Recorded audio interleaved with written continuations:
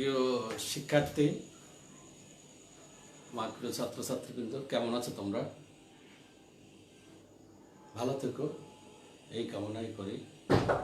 আজ এক কবিতা দিয়ে শুরু করি।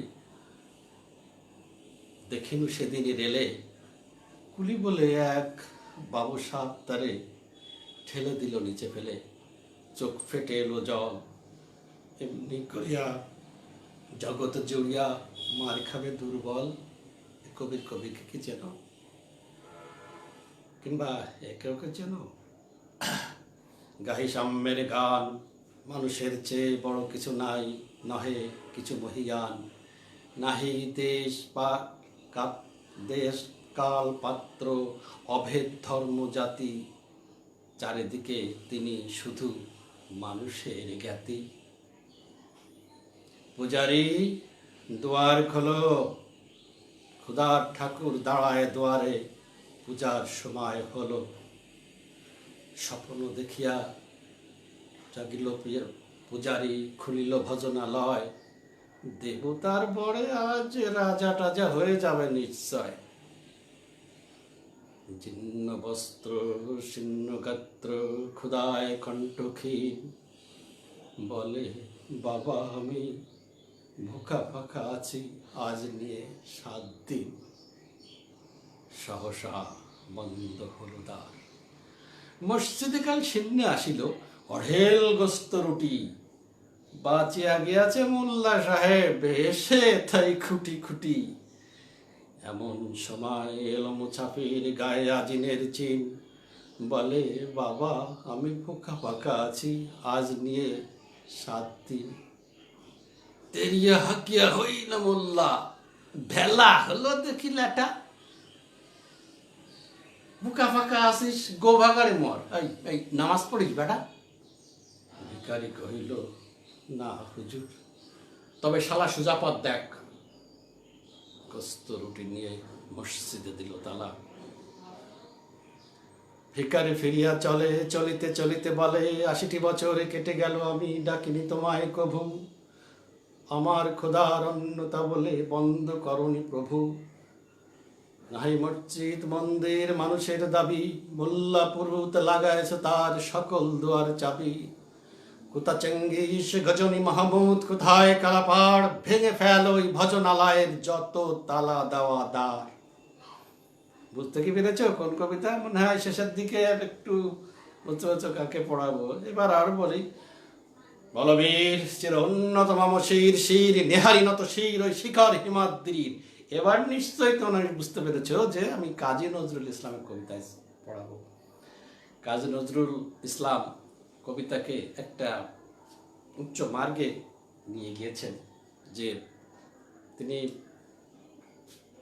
বাংলা কবিতা মানে আমরা এমন একটা নিয়ে গিয়েছেন যাতে আমরা তাকে বিদ্রোহী কবিতা হিসেবে চিনি। আসলে তিনি বিদ্রোহী কবি, প্রেমের কবিও বটে। তিনি সাম্যবাদের কবি। তিনি সব কবিতা আবৃত্তি করলাম না, দেখিনু সেদিনই রেলে কুলি বলে এক বাবু সাপ তার ঠেকে ঠেলে দিল নিচে ফেলে। এটা তো সাম্যবাদ। এই সাম্যবাদের কথা, একত্ববাদ, সমান সবাইকে এক চোখে দেখা, এটাই হচ্ছে গিয়ে কবির বক্তব্য ছিল। আজ আমি তোমাদের এই কবির ব্যক্তি জীবন আলোচনা করলে আসলে অনেক অনেক বড় ক্লাস হয়ে যায়। সেখানে আমি শুধু একটু বলতে পারি এটুকু, যে নজরুল ইসলাম রবীন্দ্রনাথ ঠাকুরের মতো সোনার চামচ মুখে দিয়ে জন্মগ্রহণ করেননি। তিনি অতীব দরিদ্র পরিবেশে জন্মগ্রহণ করেছিলেন। তার পিতা ছিল শুধুমাত্র এক মক্তবের শিক্ষক। তাদের অনেকগুলো ছেলে মেয়ে মারা গিয়েছিল। এরপরে তিনি জন্মগ্রহণ করার পরে তার দুঃখ অনুযায়ী তার দুঃখ মিয়া নাম রাখে। দুঃখ মিয়া পরবর্তীতে দুঃখ মিয়া এত মেধাবী যে তিনি যে ক্লাসে পড়তেন, ওস্তাদজি যদি না আসতেন তিনি সেই ক্লাসের শিক্ষকতা করতেন। তার অনেক জায়গায় আছে যে তার মক্তবের শিক্ষক, তারপর মুয়াজ্জিন, এই ধরনের বিভিন্ন পরিচয় পরিচিত তার পিতা। তা আমি এখানে নজরুল ইসলামের জীবনটা আসলে বড় খুব বেশি সুখের ছিল না, কিন্তু তার সাহিত্য প্রতিভা কখনো থেমে থাকেনি। তিনি একেবারে ছোটবেলায় কবিতা লিখেছিলেন, লিঠো দলের গানের জন্য কবিতা লিখতেন। তার একটা কবিতা আছে, ওমা তোমার বাবার নাকে কে মেরেছে ল্যাং, খাদা নাচে নাচছে নাদা নাদ গান গান গান, দাদু বুঝি চীনা ম্যান মা, নাম বুঝি ওর চ্যাংচু, তাই বুঝি ওর মুখটা এমন চ্যাপটা সুধাংশু। তা এই ব্যক্তিটা একেবারে ছোটবেলা থেকে কবিতা। এরপরে তোমরা জানো যে 5 টাকা বেতনের রুটি বানানো, এরপরে বিক্রি করা, এরপরে সে পথের আলোয় পড়াশুনো করা, এরপর তাকে দরিরামপুরের এক মহিলা বা দারোগা সাহেব নিয়ে যাওয়া, সেখান থেকে 9 পর্যন্ত পড়া দরিরামপুর হাই স্কুলে। এরপর যুদ্ধের দামাডোল, যুদ্ধে চলে গেলেন। যুদ্ধে যখন চলে গেলেন, এই যে যুদ্ধ তখন মানে তিনি খুব বেশি বয়স না, 1899 সালের জন্ম লাভ করা কাজী নজরুল ইসলাম। এই সময় তিনি যে মানে যুদ্ধে মানে অংশগ্রহণ করেন, এই যুদ্ধে অংশগ্রহণ করার সময়ও তিনি তার কবিতার তিনি থাকেন। ওই সময় তিনি কবিতা লিখতেন। আর কবিতা তিনি সব সময় সম্রাট শওকত সম্রাট নাসিরুদ্দিনের নাম ছিল কিনা জানি না, নাসিরুদ্দিন বলতো যে নজরুল ইসলাম নামে একজন লোক আমার কাছে পাঠাতো, কবিতা পাঠাতো। কোনো কোনো কবিতা মুসরে ফেলে দিতাম, কোনোটা ছাপাতাম। যদি জানতাম সেই একসময় বিদ্রোহী কবি কাজী নজরুল ইসলাম, তাই সেই যে কবিতাগুলো ফেলে দিয়েছিলাম সেগুলো খুঁটে খুঁটে আনতাম। এমন প্রতিভা তুমি কি কতটুকু জানবার নজরুল ইসলামের প্রতিভা সম্পর্কে? নজরুল একদিন বন্ধুর ছেলে বললো কি যে কাকু ট্যাক্সি চড়বো। আচ্ছা আসো বাবা। ট্যাক্সি ডাকা হলো, ট্যাক্সিকে নিয়ে সারাদিন ঘোরানো হলো। যে বাবা শখ মিটেছে? না আরো। আচ্ছা। এরপর একসঙ্গে বলা যে বাবা মিটেছে? তো হ্যাঁ মিটেছে। তখন তাকে নামিয়ে দিয়ে এরপরে পকেটে হাত দিয়ে 1 পয়সাও নাই। তিনি তখন বললেন যে আচ্ছা তুমি এক কাজ করো, অল ইন্ডিয়া রেডিও স্টেশনে চলো। রেডিও স্টেশনে যাওয়ার পরে ওখানে তিনি একদম উঠে গেছেন দোতলায় প্রযোজকের রুমে, পরিচালক। তা উনি বললেন যে কী ব্যাপার কবি সাহেব? ওর খুব মানে সম্মান দিয়ে তাকে কবি আগে আগে বাদ দেন, আগে আগে আমার ট্যাক্সি ভাড়া মিটিয়ে আসেন। তার কাছে আচ্ছা বসেন। তো উনি ট্যাক্সি ভাড়া মিটিয়ে আসলেন। ট্যাক্সি ভাড়া মিটিয়ে এসে নজরুল ইসলামকে বললেন যে কবি সাহেব অতটা ট্যাক্সি চড়লেন, কত দূর গেলেন, যে ট্যাক্সি ভাড়া এত হয় কি করে? ট্যাক্সি ভাড়া এত হয় কি করে? নজরুল ইসলাম বললেন যে অত তো জানি না, বন্ধুর ছেলে চড়তে চাইলো তাই চড়ালাম। যা হোক ওসব বুঝি না, কতটা গান লিখে দিলে এই ট্যাক্সি ভাড়াটা শোধ হবে। এই হচ্ছে গিয়ে নজরুল ইসলাম। নজরুল ইসলাম কিন্তু রবীন্দ্রনাথের মতন শেষ পর্যন্ত পৌঁছাতে পারেননি। মাত্র সম্ভবত 43 কি 42 বছর বয়সে তার মাথায় গণ্ডগোল দেখা দেয় এবং পরবর্তীতে নিয়ে আসতে পারেননি। আমাদের জাতির জনক বঙ্গবন্ধু শেখ মুজিবুর রহমান ওনাকে সম্ভবত 76 সালে নিয়ে আসছে, 75 সালে, সরি ঠিক মনে নাই, 75 আরও আগে, আমার একটু মনে নাই। উনি নিয়ে আসেন বাংলাদেশে, 72 হতে পারে। নিয়ে এসে তাকে জাতীয় কবির মর্যাদা দান করেন। তার কবিতার গান, তার একটা গান আছে, মসজিদেরই পাশে আমার কবর দিও ভাই। হ্যাঁ, তার কথা রাখা হয়েছে। ঢাকা বিশ্ববিদ্যালয়ের যে মসজিদ, ওখানে তার পাশেই তার কবর আছে। তোমরা যদি কখনো ঢাকায় যাও, কবির কবরটা দেখে এসো। যাই হোক, তোমাদের জন্য কবির লেখা একটা কবিতা পাঠ্য আছে। সেই কবিতার নাম হচ্ছে যে সাম্যবাদী কাজী নজরুল ইসলাম। সাম্যবাদটা কি?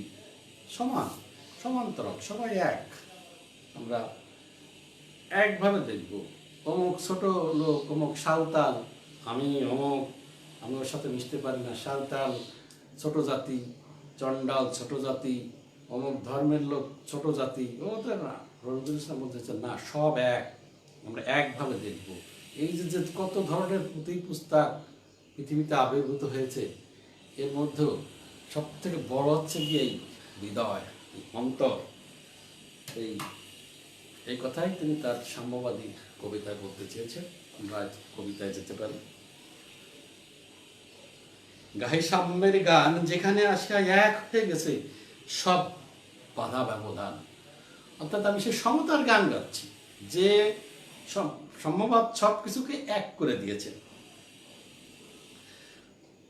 যেখানে মিশেছে হিন্দু, বুদ্ধ, মুসলিম, খ্রিস্টান, গাহি সাম্যের গান।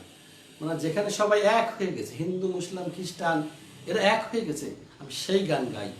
যারা আমি অমুক ধর্মের, আমি আলাদা, আমি অমুক ধর্মের, তোমাদের সঙ্গে আমাদের কোনো সম্পর্ক নাই, এইটা নয়। আমরা সব যেখানে এক হয়ে গেছে, আমি সেই গান গাচ্ছি। নজরুল ইসলাম এই কথা বলতে চেয়েছেন। কে তুমি? পার্সি জিজ্ঞাসা করছে, কে তুমি? পার্সি? পার্সি মানে ইরানের নাগরিকদের পার্সি বলা হয়, পারস্য। জৈন? জৈন হচ্ছে গিয়া বৌদ্ধ ধর্মের, মানে এক সমসাময়িক মহাবীর নামক একজন ব্যক্তি, তার প্রবর্তিত যে ধর্ম, তার নাম হচ্ছে গিয়ে জৈন ধর্ম, জিন থেকে জৈন। ইহুদি? ইহুদির কথা তো তোমরা জানো। সাঁওতাল? সাঁওতাল হচ্ছে কি আমাদের মানে পাহাড়ে পাওয়া দেশে বসবাসকারী একজন ক্ষুদ্র নৃগোষ্ঠী। ভিল, গারো এরা সব একই শ্রেণীর। কনফুসিয়াস? কনফুসিয়াস হচ্ছে চীনা দার্শনিক। চারবাক একজন দার্শনিক, বস্তুবাদী দার্শনিক, যার কথা ছিল এরকম, যাবৎ জীবেত সুখং জীবেত ঋণং ঘিতং পিবেত, অর্থাৎ ঋণ করে ঘি খাও, কারণ তুমি মরে যাওয়ার পরে তোমার কাছে কেউ ঘির দাম যাবে না। ইনি আছেন একজন দার্শনিক। চারবাক। চারবাক চালা, বলে যাও, বলো আরো বন্ধু, যা খুশি হও। মানে কবি বলতে চাচ্ছেন তুমি যা হও, এ হও, তে হও, সে হও, যাই হও না কেন, পেটে পিঠে কাঁধে মগজে যা খুশি পুঁতি ও কেতাব বও। তোমার কাঁধে মাথায় আছে কোরআন, তোমার মাথায় আছে পুরাণ, তোমার মাথায় আছে ধরো বাইবেল, যে যাই বলো না কেন, সবাই আমরা মানুষ এক। কোরআন, পুরাণ, বেদ, বেদান্ত, বাইবেল, ত্রিপিটক, জেন্দা বেস্তা গ্রন্থ সাহেব পড়ে যাও যত। জেন্দা বেস্তা পারস্যের অগ্নি উপাসকদের ধর্মীয় গ্রন্থ। গ্রন্থ সাহেব আছে শিখদের। কিন্তু কেন পণ্ডশ্রম মগজে আনিছো শুল, কিন্তু কেন এরকম করছো? আমি অমক, আমি তমক এর কথা বলে বলে কেন নিজেদেরকে নিজেরা হত্যা করছো, নিজেদের মাথায় শুল হানছো? দোকানে কেন দর কষাকষি, পথে ঘাটে তাজা ফুল। তুমি দর কষাকষি করো, দেখো পথে কত সুন্দর সুন্দর তাজা ফুল ফুটে আছে। তোমাতে রয়েছে সকলে কেতাব, তোমাতে সকলে কালের জ্ঞান। তুমি মানুষ, তোমার কাছে সব কিছু আছে, সমস্ত পুরনো জ্ঞান, নতুন জ্ঞান, ভবিষ্যতের জ্ঞান, সব কিছু। তুমি মানুষ, তুমি শ্রেষ্ঠ জীব, তুমি সব কিছু অর্জন করেছো, কিন্তু কেন ভেদাভেদ করবে? সকল শাস্ত্র খুঁজে পাবে সকা, খুলে দেখো নিজ প্রাণ, তোমার নিজের অন্তরকে উন্মূলিত করো। সক্রেটিসের একটা কথা জানো না তোমরা? নো দাই সেলফ ওয়াজ হিজ মটো। নিজেকে আগে জানো, তুমি কি? তুমি একজন ফালতু ব্যক্তি, তুমি একজন খারাপ ব্যক্তি, তুমি অন্যের ভুল ধরে বেড়াচ্ছ, এটা কোনো কাজের কথা নয়। অর্থাৎ তুমি মানুষ, তোমার মধ্যেই সব কিছু নিহিত আছে। তোমাতে রয়েছে সকল ধর্ম, সকল যুগাবতার, সকল ধর্মই তোমার অন্তরে লালিত। যুগাবতার, যুগাবতার মানে হচ্ছে হিন্দুদের অবতার। যুগের এক এক সময় যখন পৃথিবী ধ্বংসের উন্মুখ হয়ে যায়, সবাই ধর্মের বিপথে চলে যায়, সবাই খারাপ হয়ে যায়, তখন এক একজন অবতার পৃথিবীতে আবির্ভূত হন তাদেরকে সত্য পথে আনার জন্য। এটা বলা হয়েছে যুগ অবতার। তোমার হৃদয় বিশ্ব দেউল, সকল দেবতার। দেউল মানে মন্দির, তোমার দেবতার উপাসনালয়, তোমার মন্দিরই হচ্ছে, তোমার মনই হচ্ছে গিয়ে সব। এখানে সব কিছুই হচ্ছে গিয়ে তোমার মন। কেন খুঁজে ফেরো দেবতা ঠাকুর মৃত্যু প্রতিকালে? কেন তো দেবতা ঠাকুর যে অমুক প্রতিথি আছে, অমুক পাজিতি আছে, অমুক বাইবেলে আছে, অমুক জেন্দায় আছে, অমুক বেস্তায় আছে, গ্রন্থ সাহেবে আছে, এত প্রচার করার কোনো দরকার নাই। কেন খুঁজে পেল দেবতা ঠাকুর? মৃত প্রতিকঙ্কালে হাসিছেন তিনি অমৃত হিয়া নিভৃত অন্তরালে। বন্ধু বলিনি ঝুট, যিনি উপরে আছেন তিনি তোমার দিকে তাকিয়ে একটু মিষ্টি হাসছেন যে কি করে কি বেটা। আবার বলছেন বন্ধু বলিনি ঝুট, যে আমি ভুল বলিনি। এই হৃদয় সেই নীলাচল, কাশী মথুরা বৃন্দাবন, এই হৃদয় সব সেই নীলাচল। নীলাচল মানে সেই পাহাড়, নীল অচল মানে পাহাড়, বিশাল পাহাড় যেখানে যে শিবের বসতি, নীলাচল। কাশী, মথুরা, বৃন্দাবন হিন্দুদের বিভিন্ন পীঠস্থান, এই নামগুলো এখানে উল্লেখ করা হয়েছে। বুদ্ধ গয়া, জেরুজালেমে, মদিনা, কাবা ভবন, সমস্ত ধর্মের কথা বলা হয়েছে। বুদ্ধ, গয়া, কাশী, মদিনা, কাবা ভবন, মানে সমস্ত ধর্মের যেখান থেকে উৎপত্তি, যেখান থেকে একটা প্রসিদ্ধ স্থান, সেই সব কথা বলা হচ্ছে। মসজিদে, মন্দিরে, গির্জায় হৃদয়, এই হচ্ছে গিয়ে সব, এখানে সব কিছু নিহিত। তুমি প্রথমে কবিতার কথা বলে দিয়েছিলেন যে তোমার কাঁধে কি, তোমার কাঁধে কি, তোমার মাথায় কি, সব কিছুর ঊর্ধ্বে আমরা মানুষ। এক কবি বলেছিলেন না, শুনহ মানুষ, স্বভাবত চণ্ডীদাস, শুনহ মানুষ ভাই, সবার উপর মানুষ সত্য, তাহার উপর নাই। এই রথভূমে বাঁশির কিশোর গাহিলেন মহাগীতা। কিশোর, কিশোর কে? বাঁশির কিশোর কৃষ্ণ। কৃষ্ণ যে কুরুক্ষেত্রের যুদ্ধে যখন শুরু হবে জাস্ট সেই মুহূর্তে অর্জুনকে যে কথাগুলো বলেছিল সেই কথাগুলোকেই বলা হচ্ছে গিয়ে গীতা। ইনি হচ্ছে গিয়ে বাঁশি বাজাতেন কৃষ্ণ। আবার কি, এই মাঠে হলো মেষের রাখাল, নবীরা খোদার নেতা, মানে এই মাঠে, এখানে এই পৃথিবীতে মেষের রাখাল ছিল কি? মহানবী মেষের রাখাল ছিলেন না? এই হৃদয়ের ধ্যান গুহা মাঝে বসিয়া সাক্ষ্যমণি, মানে এই হৃদয়, এই হৃদয়, এই হৃদয়ের ধ্যান গুহা মাঝে বসিয়া সাক্ষ্যমণি। সাক্ষ্যমণি মানে কি? বুদ্ধমণি, বুদ্ধ, গৌতম বুদ্ধ। গৌতম বুদ্ধ যার ধর্ম বিস্তৃত চীন, জাপান, মানে যারা ওই যে দেখো যে মঙ্গোলীয় গোষ্ঠী, যারা সবাই এই মানে বুদ্ধ ধর্মের, এর প্রধান হচ্ছে গিয়ে সাক্ষ্যমণি। ত্যাজিল রাজ্য, সব কিছু ত্যাগ করে, বুদ্ধদেবের কথা তো জানো যে নিজের অত বড় ব্যক্তিত্ব হয়ে সংসার ত্যাগ করেছিলেন। সংসার ত্যাগ করে মানুষের মুক্তি আসবে কিভাবে, এই কথা চিন্তা করে তিনি বাইরে বেরিয়ে গিয়েছিলেন। যে মানুষের মুক্তির কথা, বোধি নামক এক বৃক্ষের নিচে আমাদের মহানবী হীরা গুহায় ধ্যান করতেন, আর সাক্ষ্যমণি ধ্যান করতেন হচ্ছে বোধি নামক এক ধরনের বৃক্ষের নিচে। মানবের মহাবেদনার ডাক শুনি এই কন্দরে,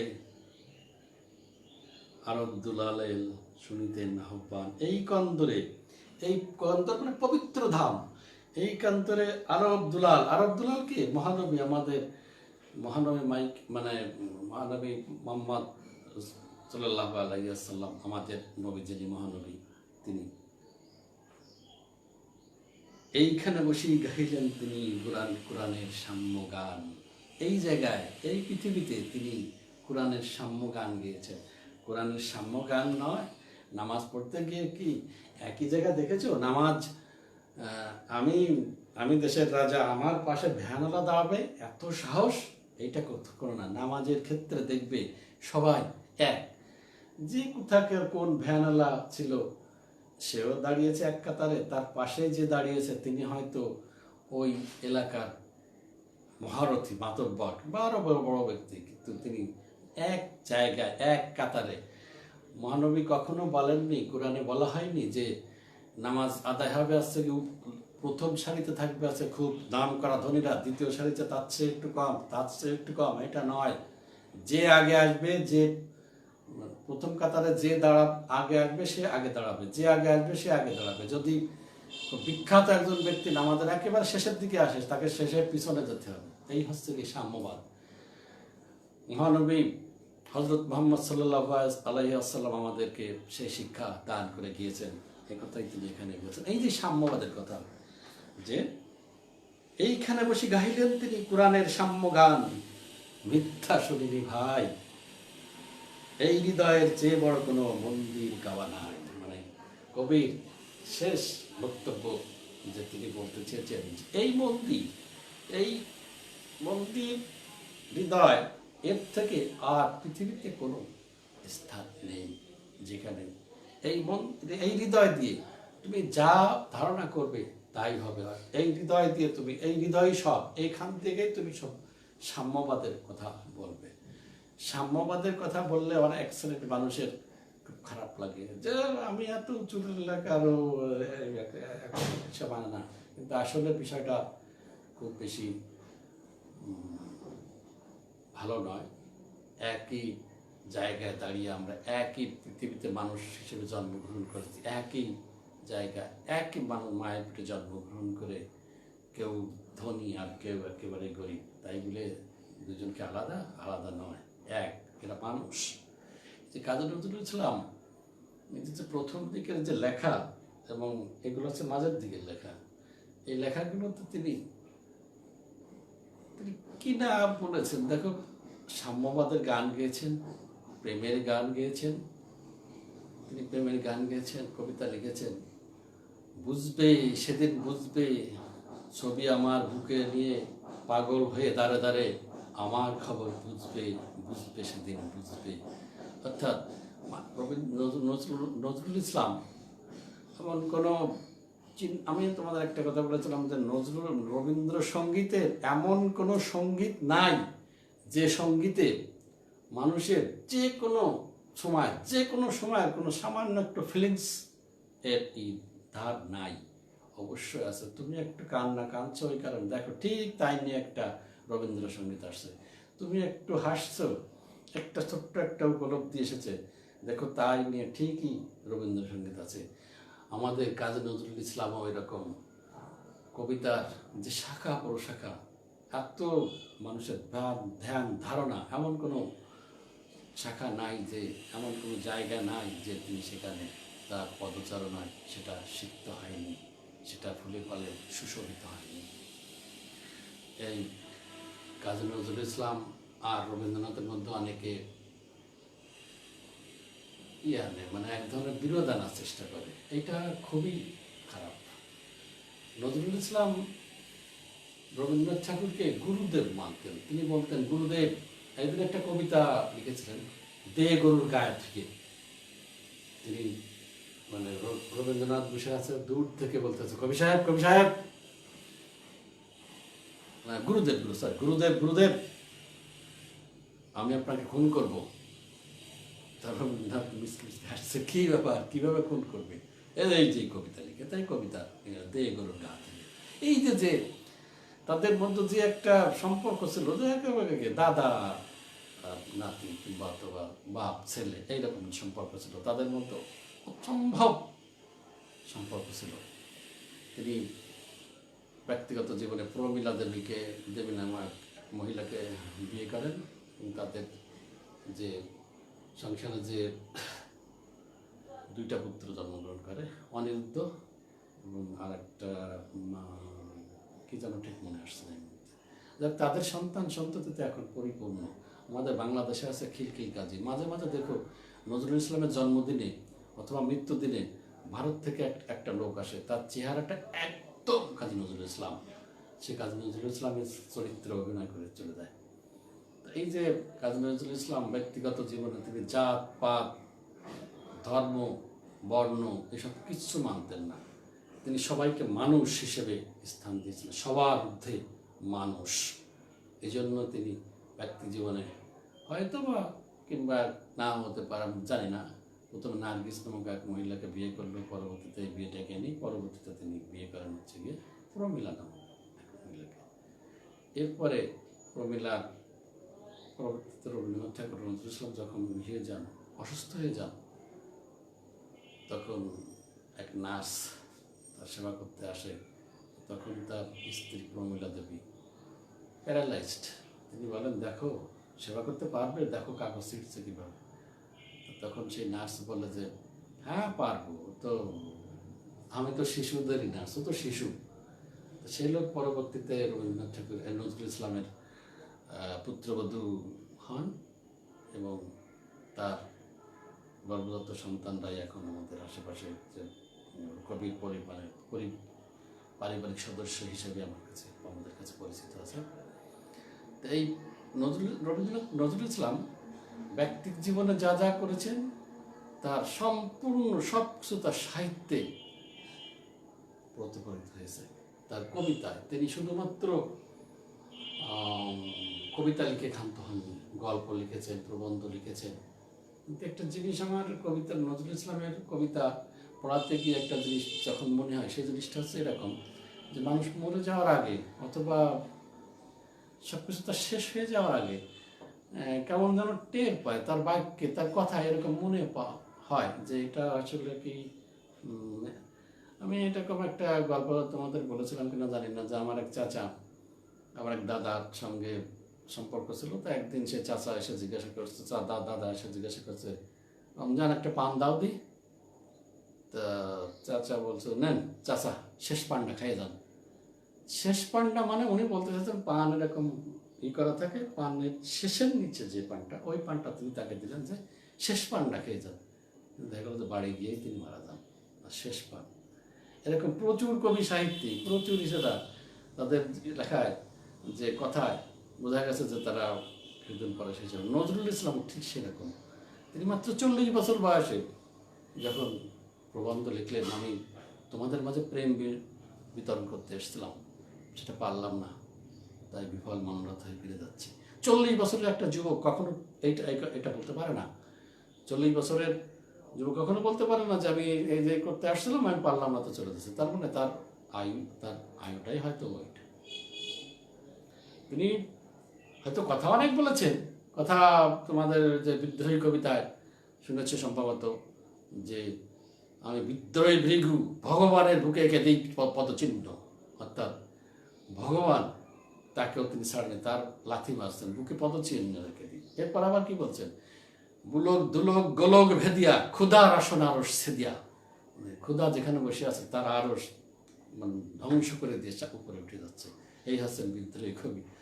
কবিতার কথা খুব বেশি বলা হয়ে গিয়েছিল কিনা তাই হয়তো অল্প তিনি তার কথা শেষ হয়ে গিয়েছিল, যা আমাদের কাম্য ছিল না। যাক, সেটা কোনো কথা না, রোগের সামনে কোনো কথা চলে না। রোগ যেভাবে আসুক না কেন সেটা রোগ। তা আমরা তোমাদের যে সাম্যবাদের কবিতা আজ তোমাদের পাঠ্য, এই সাম্যবাদ থেকে উদ্দীপক এভাবে থাকতে পারে, দেখিব সেদিনে রেলে কুলি বলে এক বাবু সাপ তারে ঠেলে দিলে নিচে ফেলে চোখ ফেটে এলো জল। উদ্দীপক এটুকু। প্রশ্ন কি থাকবে যে দেউল শব্দের অর্থ কি, দেউল শব্দের অর্থ কি, অথবা মন্দিরার রাখাল বালক বলতে তিনি কি বুঝিয়েছেন। 2 নম্বর প্রশ্ন, অনুধাবন মানে মূলক প্রশ্ন, জ্ঞানমূলক অনুধাবনমূলক প্রশ্ন। আর প্রয়োগমূলক করতে পারে এরকম যে তোমার পাঠ্যভুক্ত সাম্যবাদী কবিতার সঙ্গে উদ্দিষ্ট উদ্দীপকের কতটুকু মিল এবং অমিল লক্ষ্য করা যায়। আবার যদি শেষ প্রশ্ন উচ্চতর দক্ষতা হতে পারে যে তোমার দেখিবি সেদিন রেলে কলিবেলা চোখ ফেটে এলো জল এমনি করিয়া জগৎ জুড়িয়া মার খাবে দুর্বল। এই কথাটা লিখে দিল যে উদ্দিষ্ট লাইনের উপর ভিত্তি করে সাম্যবাদ কবিতার বিশ্লেষণ করো, 4 মার্ক। এরকম যে কোনো উদ্দীপক দিতে পারে। উদ্দীপক দিয়ে এরকম 4টা প্রশ্ন থাকবে, একটা 1, পরেরটা 2, পরেরটা 3, পরেরটা 4। তো যাই হোক না কেন, তুমি যদি সাম্যবাদী কবিতাটা তোমার মুখস্থ থাকে, তুমি কবিতা কি বলেছো তা তো আমি পড়লাম, যে এদের সঙ্গে মিলে মানে পার্থক্য করো না, ওই ধর্ম যার কাছে যা থাকুক নাই কেন, কিন্তু সবার ঊর্ধ্বে পরিচয় আমাদের হচ্ছে কি আমরা মানুষই হচ্ছে কি আমাদের সব, আমাদের এই হৃদয় মন্দিরই সব। আমরা কোনোভাবে ভেদাভেদ না করে নিজেদেরকে, এই হচ্ছে গিয়ে কবির একেবারে মূল বক্তব্য, মূল থিম। এই কবিতার মূল থিমটাই হচ্ছে গিয়ে আমরা সবাই সমান। এই সমান কথাটা বলে আজ আমি তোমাদের কাছ থেকে বিদায় নিচ্ছি। তোমরা ভালো থেকো, সুখী থেকো।